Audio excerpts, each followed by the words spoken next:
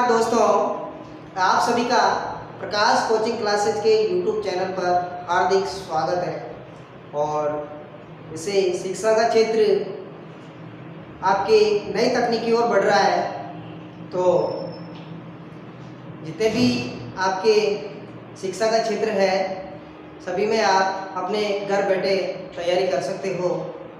तो उसी के अनुरूप आज हम क्लास 10, 9, 8 सभी के लिए क्लासेस शुरू कर रहे हैं। और ख़ास तौर पर आपके जो छोटे भाई बहन हैं कक्षा 5 के, उनके लिए भी जवाहर नवोदय का जो क्लास है वो स्टार्ट हो रहा है।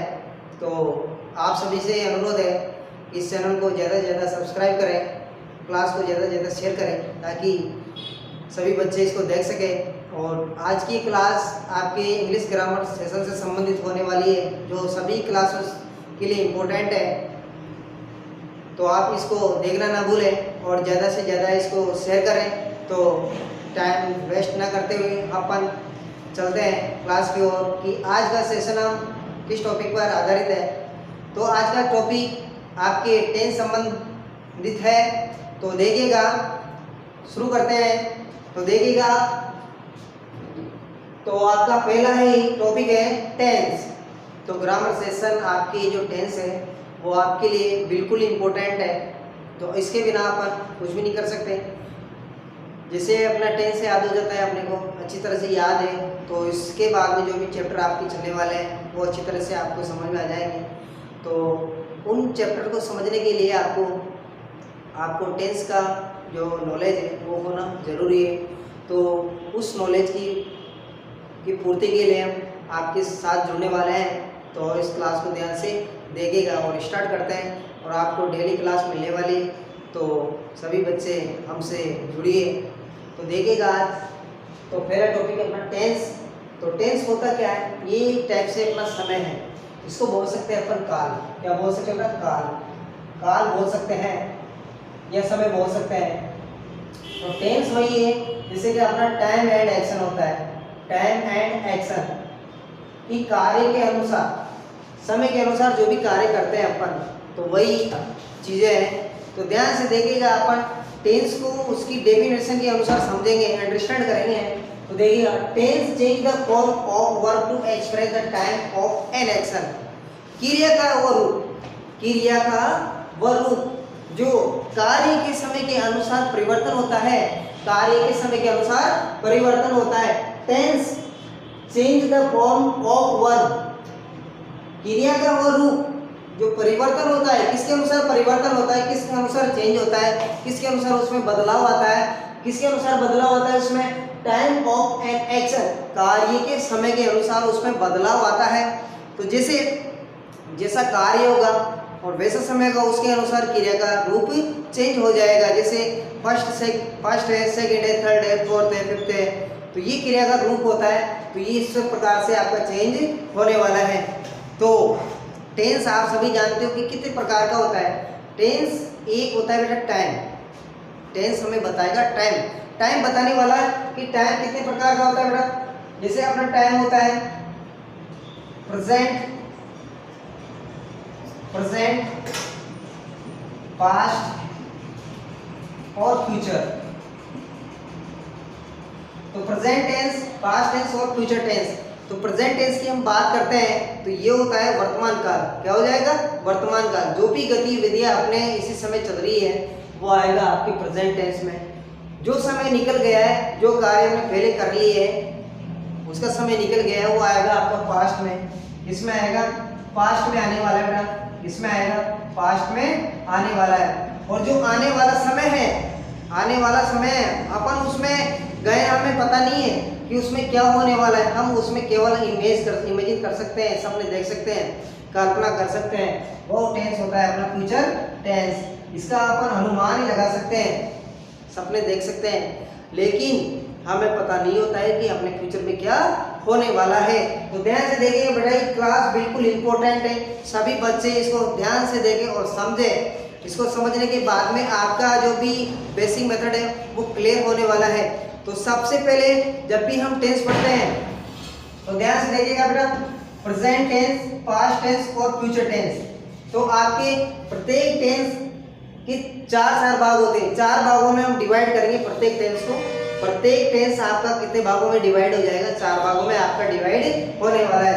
तो जैसे आपका प्रेजेंट है, पास्ट है और फ्यूचर है, तो ये 4 भागों में डिवाइड किया जाता है। कितने 4 भागों में? 4 टाइप्स होता है इसका। क्या टाइप होता है बेटा? 4 टाइप्स। कितने टाइप्स? 4 टाइप्स, 4 प्रकार का होता है। जैसे आपका होता है इंडेफिनेट, इंडेफिनेट होता है। दूसरा होगा आपका कॉन्टिन्यूअस, थर्ड होगा आपका परफेक्ट और फोर्थ होगा आपका परफेक्ट कॉन्टिन्यूअस।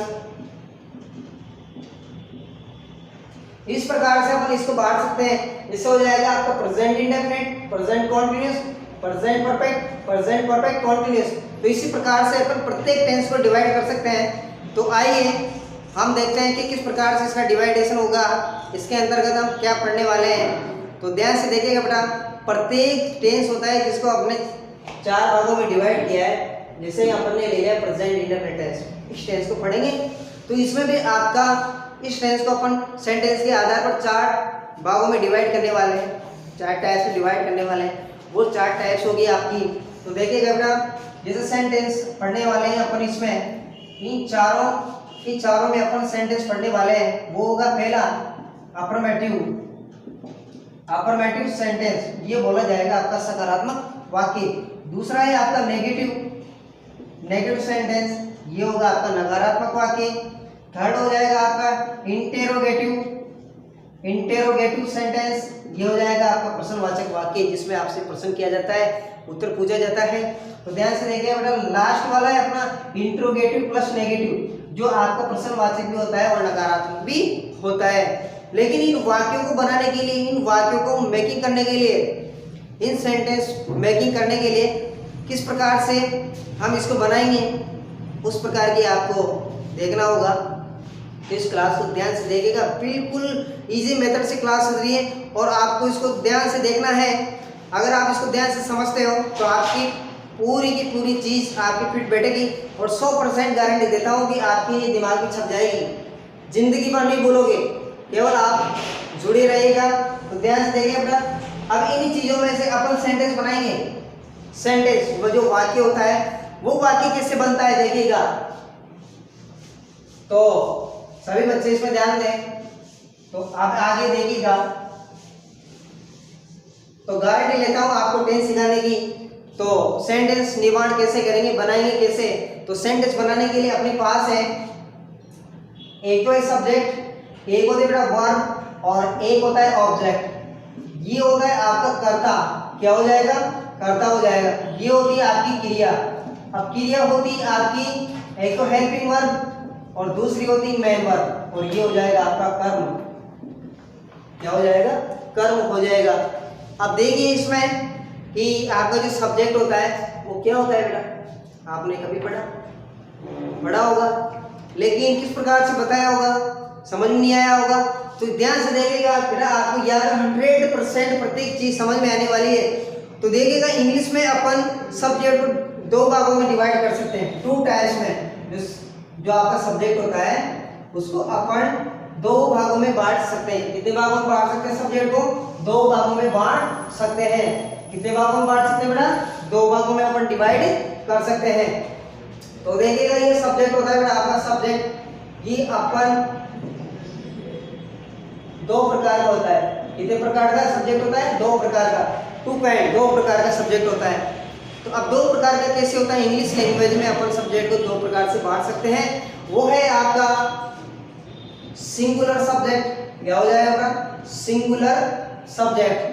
क्या हो जाएगा? Singular subject. अब सिंगुलर सब्जेक्ट में देखो आपके क्या है बेटा, ही है, सी है, इट है, नेम है, एंड जो आपकी सिंगुलर नाउन होती है, क्या होती है बेटा? Singular noun. जैसे राम,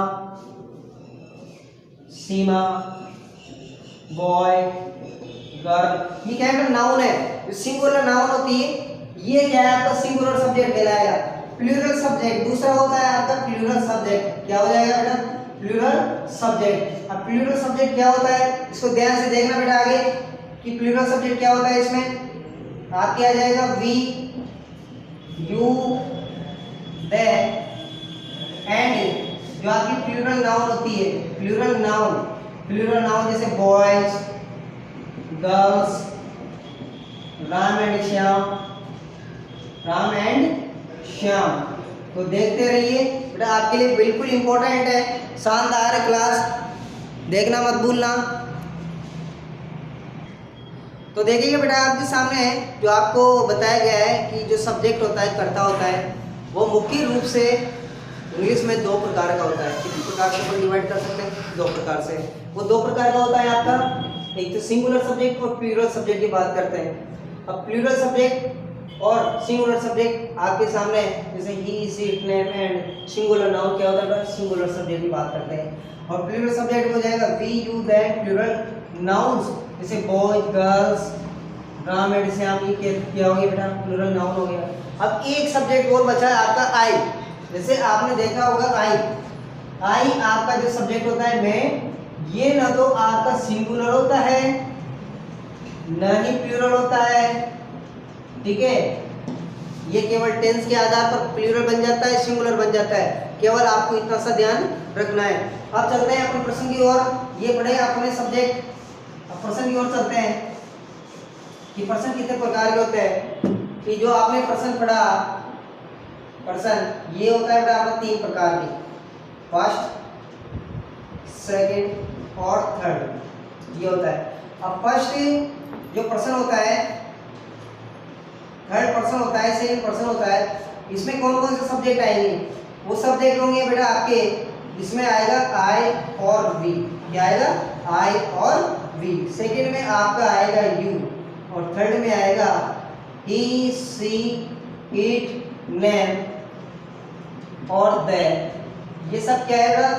देखो फर्स्ट पर्सन में आपका सब्जेक्ट होगा आई और बी, सेकंड में होगा यू और थर्ड में होगा ही, सी, इट, नेम और दे। तो उम्मीद करता हूँ आपको ये क्लास अच्छे से समझ में आई होगी, अच्छे से आपने समझा होगा, ध्यान से पढ़ा होगा। तो आप प्रत्येक क्लास में जितनी भी आपकी इंग्लिश ग्रामर की क्लासें होती है, बिल्कुल नीचे मेथड से पढ़ाई जा रही है। तो हम मिलने वाले हैं नेक्स्ट क्लास में। तो सभी के लिए goodbye, thank you very much.